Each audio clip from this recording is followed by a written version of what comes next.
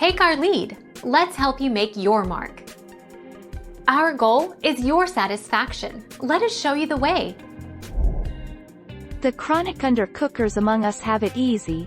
Just add a bit more water and continue to gently cook the rice until all the liquid is absorbed. If you've overdone it with the water in the first place, however, that's another story.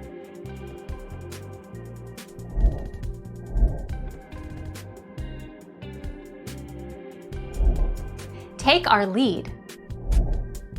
The problem: mushy or hard rice. The solution: double-check your water to rice. 1 cup of short grain white rice needs about 1½ cup water.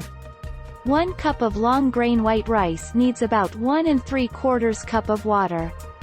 1 cup of brown rice needs about 2 cups of water. Thank you for watching. Please subscribe and hit the bell notification.